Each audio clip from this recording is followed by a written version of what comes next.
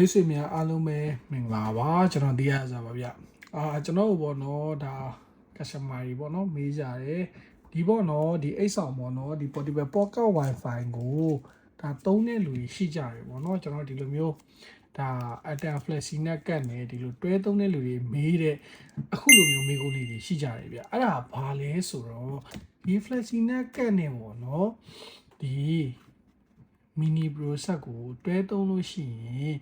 device ဘယ်နှလုံးပေါ့နော်ဖုန်းဘယ်နှလုံးချိတ်ပြီးသုံးလို့ရမလဲပေါ့ဗျာအဲ့ဒါလေးတို့ကမေးကြတာအဲ့တော့ဒီ set ကကျွန်တော်တို့ပေါ့နော်သူ့ရဲ့ setting ထဲမှာကျွန်တော်တို့ဝင်ကြည့်မယ်ဆိုလို့ရှိရင်ကျွန်တော်တို့ခွင့်ပြုချက်က16လုံးကြီးခွင့်ပြုတယ်ဒါပေမဲ့16လုံးကြီးခွင့်ပြုတယ်ဆိုရင်တောင်မှကျွန်တော်တို့က portable အိတ်ဆောင်ပေါ့နော် portable pocket wifi အိတ်ဆောင် wifi set တွေဖြစ်တဲ့အတွက်ကျွန်တော်တို့ကဒီ set ကလေးကိုသုံးမယ်ဆိုလို့ရှိရင်အများဆုံးနှလုံးသုံးလုံးထပ်တော့ပို့ပြီးတော့မသုံးသင့်ဘူးသုံးတာများသွားလို့ရှိရင် battery life တွေထိတယ်ရေရှည်ကြလို့ရှိလို့ရှိရင်စက်ပိုင်းဆိုင်ရာမှာပေါ့နော်မကောင်းပေါ့နော်အဲ့တော့တချို့လူတွေက24နာရီပေါ့နော်ဒီအသွင်ကြိုထိုးပြီးတော့လည်းသုံးကျင်တယ်ပေါ့နော်အဲ့ဒါလည်းပုံမှန်လေးပြောမယ်ဆိုလို့ရှိရင်စိုက်ရဲ့တက်တန်းကိုပေါ့နော်ကျွန်တော်တို့ရေရှည်မခံဘူးတက်တန်းကိုမြန်ကုန်စီတယ်ပေါ့ဗျာအဲ့ဒါကြောင့်မို့ပေါ့နော်သူ့အိုးနဲ့သူ့ဆန်လေးပဲသုံးကြပါလို့ကျွန်တော်အကြံပေးခြင်းနဲ့